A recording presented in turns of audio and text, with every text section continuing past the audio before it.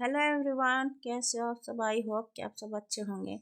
हम कर रहे थे इकाई सात में कहानियाँ लगी हुई हैं जो कि हमने चंद्रदेव से मेरी बातें, दुलाई वाली, एक टोकरी भर मिट्टी और राही, ये 4 कहानियाँ हमने आगे की क्लास में कर ली हैं।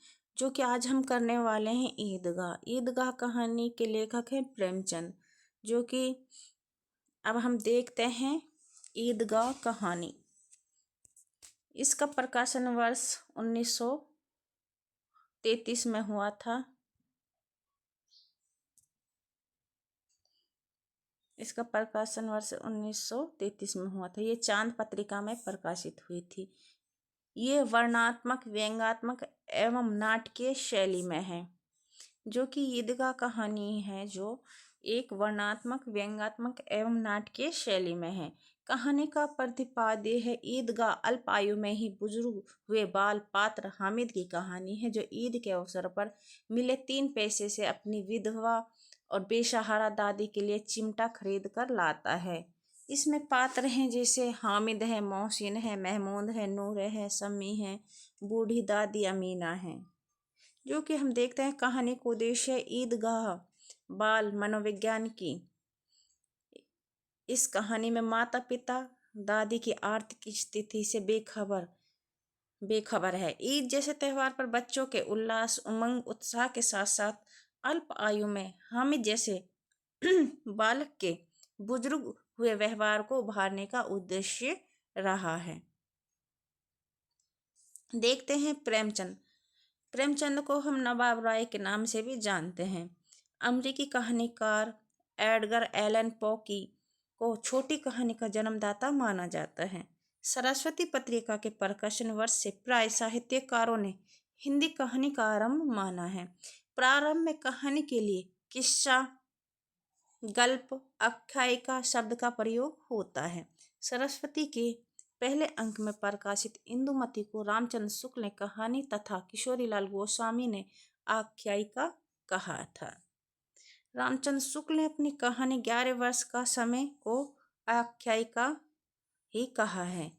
जो कि इंदु पत्रिका में आख्यायिका शब्द का प्रयोग होता था। मर्यादा, माधुरी, विशाल भारत में बंगला के अनुकरण पर गल्प शब्द का प्रयोग होता था।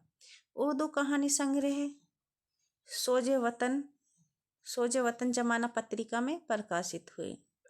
प्रेमचंद नाम से लिखी कहानी बड़े घर की बेटी भी जमाना पत्रिका में छपी थी। प्रेमचंद की प्रसिद्ध कहानी सोत जो सरस्वती पत्रिका में छपी थी। प्रसिद्ध बंगला साहित्यकार शरत चंद्र ने इन्हें कथा सम्राट की उपाधि दी थी। किसने दी थी? शरत चंद्र जी ने। आगे देखते हैं। सबसे उत्तम कहानी वह होती है जिसका आधार किसी मनोवैज्ञानिक सत्य पर होता है।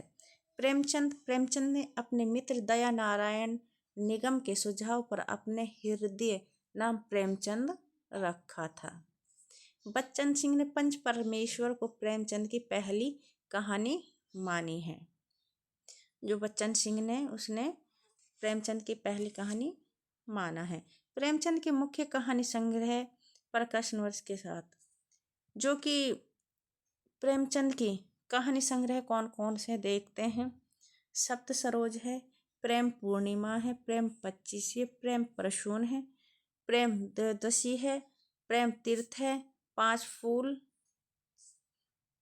प्रेम प्रतिज्ञा है, प्रेम कुंज है, सप्त सुमन है, कफन है और प्रेम प्रतिमा। ये सब प्रेमचंद जी के कहानी संग्रह हैं। प्रेमचंद की कुछ प्रसिद्ध कहानियां भी देख लेते हैं, जैसे बड़े घर की बेटी, नमक का दरोगा, शौत, पंच परमेश्वर, सज्जनता का दंड है, ईश्वरी न्याय है, दुर्गा का मंदिर है, बलिदान है। ये प्रेमचंद की मुख्य प्रसिद्ध कहानियां हैं। जैसे बलिदान है, आत्माराम है, बूढ़ी काकी, विचित्र होली, गृहदाह, परीक्षा है, आप बीती, सवासिर गेहूं और शतरंज के खिलाड़ी। माता का हृदय है, मंत्र है, पूस की रात है, सदगति, दो बेलों की कथा, होली का उपहार, ठाकुर का कुआ है, ईदगाह जो कि हमारे सिलेबस में लगी हुई है, गुल्ली डंडा है, नशा, बड़े भाई साहब, दुनिया का अनमोल रतन, ये भी लगी हुई है। कानूनी कुमार आदि कहानियाँ हैं। ये हमने 30 कहानियाँ जो प्रेमचंद की प्रसिद्ध कहानियाँ हैं। ये आगे हमने कहानी संग्रह देख लिए हैं। तो अब हम देखने वाले हैं इसका कहानी का विषय वस्तु। ईदगाह कहानी का विषय वस्तु देखते हैं। गरीब का विषय वस्तु है। गरीब मतलब कहानी का विषय वस्तु है गरीबी के संस्कार। एक बच्चे की भावना को उजागर किया गया है। हामिद के बुद्धिवादी तर्क हैं। और अवराध हो बोध ना होकर जीवन बोध की कहानी है। तो देखते हैं हम आगे की टेक्स्ट बुक से प्रेमचंद, जो कि इसके लेखक ईदगाह के प्रेमचंद लेखक हैं। ये कहानी सर्वप्रथम अगस्त 1933 में चांद पत्रिका में प्रकाशित हुई थी। प्रतिपाद है बाल मनोविज्ञान पर लिखी गई हिंदी की सर्वश्रेष्ठ कहानियों में ईदगाह शिखर पर है। इसमें प्रेमचंद हामिद नामक बच्चे के माध्यम से दिखाते हैं कि गरीब और अभावों में किस प्रकार बचपन की मासूमियत खत्म हो जाती है और बच्चे को समय से पहले ही परिपक्व हो जाना पड़ता है। इसके पात्र, जो कि इसके मुख्य पात्र हैं, हामिद। हामिद 4-5 साल का गरीब लड़का है। 4-5 साल का है। माता पिता की मृत्यु हो चुकी है। दादी अमीना के साथ रहता है। मेले जाते वक्त उसके पास 3 पैसे हैं। हामिद के पास कितने पैसे हैं? 3, जिनसे वह अपनी बूढ़ी दादी के लिए चिमटा लाता है। हामिद का चिमटा रुस्तमे हिंद है। क्या था हामिद का चिमटा? रुस्तमे हिंद। गरीबों के कारण वह समय से पहले ही परिपक्व हो जाता है। अमीना हामिद की दादी है। इसका दूसरा पात्र है अमीना, हामिद की दादी। एक गरीब बूढ़ी विधवा औरत जिसके पुत्र एवं बहू की मृत्यु हो गई थी। लोगों का कामकाज करके खुद और हामिद का पालन पोषण करती थी। मोहसिन है, जो हामिद का दोस्त है।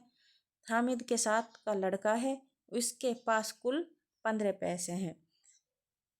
हामिद के पास 3 पैसे थे और मोहसिन के पास 15 पैसे हैं। ये मेले में भिश्ती खरीदता है। मोहसिन क्या खरीदता है? भिश्ती। कमर झुकी हुई है, ऊपर मस्क पानी उड़ेलने की चाहत है। मोहसिन के मामू थाने में कांस्टेबल हैं। किसके मामा हैं? मोहसिन के मामू। आगे देखते हैं महमूद। महमूद हामिद के साथ का लड़का है। इसके पास 12 पैसे थे। महमूद के पास 12 पैसे हैं। मोहसिन के पास 15 थे और हामिद के पास 3 पैसे हैं। महमूद के पास 12 पैसे हैं। ये मेले में सिपाही खरीदता है। महमूद क्या खरीदता है? सिपाही खरीदता है। खाकी वर्दी और लाल पगड़ी वाला कवायद लिए चला आ रहा है। आगे देखते हैं नूरे, हामिद के साथ का लड़का। यह मेले में वकील खरीदता है। कैसी विद्वता है उसके मुख पर बहस किए चले आ रहे हैं। सम्मी, हामिद के साथ की लड़की हामिद के साथ की लड़की यह मेले में धोबिन और खंजड़ी खरीदती है। गौण पात्र चौधरी, जो कि चौधरी कयामत अली गांव का धनवान व्यक्ति है। आबिद का बाप हेजा से मर जाता है तथा माँ पीले से मर जाती है। हामिद के पिता का नाम आबिद है। ये कई बार पूछा भी गया कि आबिद किस कहानी का पात्र है। आबिद, जो कि ईदगाह कहानी के पात्र है और हामिद का पिता है और अमीना का बेटा जो कि हेजा से मर जाता है तथा माँ पीलिए से मर जाती है। कांस्टेबल मोहसिन का मामू है। वेतन 12 रुपये और घर 50 रुपये भेजता है। विशेषताएं बाल मनोविज्ञान पर आधारित है। मुस्लिम समाज का चित्रण है। सामाजिक आर्थिक ऊंच नीच का विवरण है। पुलिस विभाग में व्याप्त भ्रष्टाचार का भी वर्णन किया गया है। गरीबी और अभाव के कारण बचपन की मासूमियत के खत्म होने की कहानी है। ये कहानी गरीबी में भी ऊंच संस्कार को चित्रित करती है। इस कहानी में बालपन और मातृ वात्सल्य सहजता का चित्रण किया गया है। सारे खिलौने 2 पैसे में मिले थे। दुकानदार ने चिमटे की कीमत 6 पैसे बताई थी। प्रमुख उदाहरण देख लेते हैं। हराम का माल हराम में जाता है। ये उदाहरण किसका है? मोहसिन का। हम लोग चाहे तो एक दिन में लाखों मार लाएं, हम तो इतना ही लेते हैं जिसमें अपनी बदनामी ना हो और नौकरी ना चली जाए। आगे देखते हैं। आशा तो बड़ी चीज है और फिर बच्चों की आशा, उनकी कल्पना तो राय का पर्वत बना लेती है। आगे देखते हैं।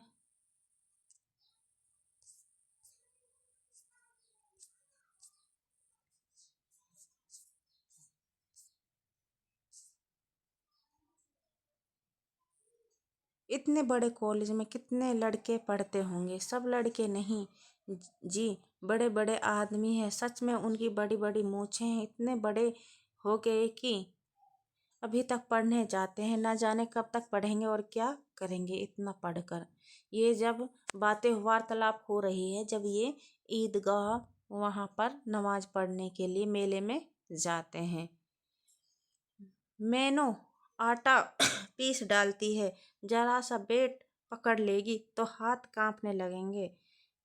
बेट मतलब वजन, पकड़ लेगी तो हाथ कांपने लगेंगे। सैकड़ों घड़े पानी रोज निकालती है, 5 घड़े तो मेरी भैंस पी जाती है। किसी मैम को एक घड़ा पानी भरना पड़े तो आंखें तले अंधेरा आ जाए।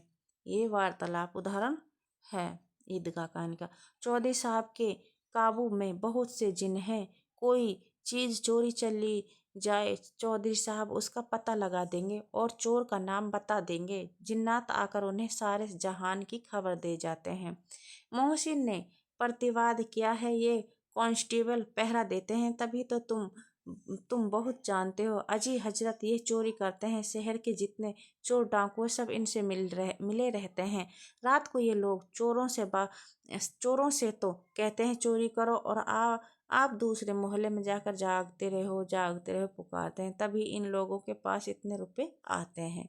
यह कोई धन और पद नहीं देखता। इस्लाम की निगाह में सब बराबर है। कितना सुंदर संचालन है, कितनी सुंदर व्यवस्था। लाखों सिर एक साथ सजदे में झुक जाते हैं, फिर सबके सब एक साथ खड़े हो जाते हैं, एक साथ झुकते हैं और एक साथ घुटनों के बल बैठ जाते हैं। ये कई बार यह प्रक्रिया होती है जैसे बिजली की लाखों बत्तियां एक साथ प्रदीप्त हो और एक साथ बुझ जाए, और यही क्रम चलता रहता। कितना अपूर्व दृश्य था, जिसकी सामूहिक क्रियाएं, विस्तार और अनंतता हृदय को श्रद्धा, गर्व और आत्मानंद से भर देती थी। मानो भारतत्व का एक सूत्र इन समस्त आत्माओं को ही लड़ी में पिरोए हुए है। हामिद खिलौनों की निंदा करता है। मिट्टी के तो हैं, गिरे तो चकनाचूर हो जाएं, लेकिन ललचाई हुई आंखों से खिलौनों को देख रहा है और चाहता है कि जरा देर के लिए उन्हें हाथ में ले सकता है। उसके हाथ अनायास ही लपकते हैं, लेकिन लड़के इतने त्यागी नहीं होते, विशेषकर जब अभी नया शौक हो, जो कि हामिद है। उन खिलौने जैसे सम्मी ने, मोहसिन ने, महमूद ने ये खिलौने लिए हैं, उसका दिल ललचा रहा है। वो भी हाथ में लेना चाहता था, पर हामिद उन खिलौने की निंदा करता है। हामिद लोहे की दुकान पर रुक जाता है। कई चिमटे रखे हुए होते हैं। उसे ख्याल आया कि दादी के पास चिमटा नहीं है। तवे से रोटियां उतारती है तो हाथ जलता जाता है। अगर वह चिमटा ले जाकर दादी को दे देता है तो वह कितना प्रसन्न होगी। फिर उनकी उंगलियां कभी ना जलेंगी। घर में एक काम की चीज हो जाएगी। खिलौनों से क्या फायदा, व्यर्थ में पैसे खराब होते हैं। ये हामिद जो अपने दिल में सोच रहा है। चिमटे कितने काम की चीज है। रोटियां तवे से उतार लो, चूल्हे में सेक लो। कोई आग मांगने आए तो चटपट चूल्हे से आग निकाल कर उसे दे दो। अम्मा बेचारी को कहाँ फुर्सत है कि बाजार आए, और इतने पैसे भी कहाँ मिलते हैं, रोज हाथ जला लेती है। अम्मा चिमटा देखते ही दौड़कर मेरे हाथ से ले लेगी और कहेगी, मेरा बच्चा अम्मा के लिए चिमटा लाया है, कितना अच्छा लड़का है। इन लोगों के खिलौने पर कौन इन्हें दुआएं देगा। बड़ों की दुआएं सीधे अल्लाह के दरबार में पहुंचती हैं और तुरंत सुनी जाती हैं। मेरे पास पैसे नहीं हैं, तभी तो मोहसिन और महमूद यूं मिजाज दिखाते हैं। मैं भी इनसे मिजाज दिखाऊंगा। खेल खिलौने और खाए मिठाइयों में इन्हें नहीं खेलता। एक खिलौने किसी का मिजाज क्यों से हूँ। मैं गरीब सही, किसी से कुछ मांगने तो नहीं जाता। आखिर अब्बा जान कभी न कभी आएंगे, अम्मा भी आएगी ही। फिर इन लोगों से पूछूंगा कितने खिलौने लोगे। एक एक को टोकरियां खिलौने दूं और दिखा दूं कि दोस्तों के साथ इस तरह का सलूक किया जाता है। ये कौन बोल रहा है? हामिद। अभी कंधे पर रखा बंदूक हो गई, हाथ में ले लिया, फकीरों का चिमटा हो गया। चाहे तो इससे मजीर का काम ले सकता हूँ। एक चिमटा जमा दूं तो आप लोगों के सारे खिलौनों की जान निकाल जाए। तुम्हारे खिलौनों कितना ही जोर लगाए पर चिमटे का बाल भी बांका नहीं कर सकेंगे। मेरा बहादुर शेर है चिमटा।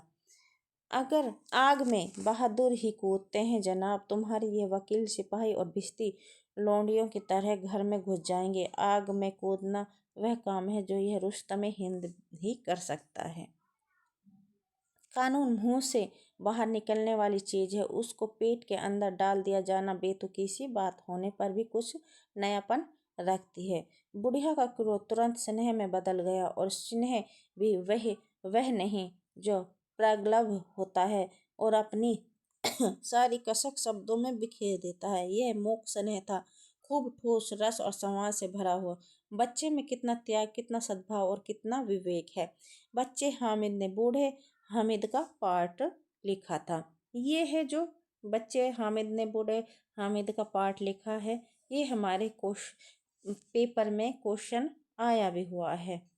बुढ़िया बुढ़िया अमीना बालिका अमीना बन गई। वह रोने लगी, दामन फैलाकर हामिद को दुआएं देती जाती थी और आंसू की बड़ी बड़ी बूंदें कहती जाती थी। हामिद इसका रहस्य क्या समझता? वो छोटा है, इसलिए कहा जा रहा कि हामिद इसका रहस्य क्या समझता। ये हमने ईदगाह कहानी देख ली है जो कि प्रेमचंद जी की है। कुछ इम्पोर्टेंट्स इसमें मोहसिन है जो बिस्ती खिलौना खरीदा है, नूरे ने बंदूक और वकील खरीदा है, महमूद ने सिपाही खरीद लेता है, सम्मी खंजरी और धोबिन ले लेता है। अर्थात सब लोग मिठाइयों के साथ खिलौने भी खरीद लेते हैं। हामिद चाह कर भी मिठाई ले नहीं पाता और कुछ खा भी नहीं पाता है। अचानक दुकान पर उसकी चिमटे पर नज़र पड़ती है, वह चिमटा खरीद लाता है। ये हमने कुछ इम्पोर्टेंट्स लाइनें जो कि देख ली हैं। तो ये हमारा ईदगाह कहानी जो कि प्रेमचंद जी की है समाप्त होती है।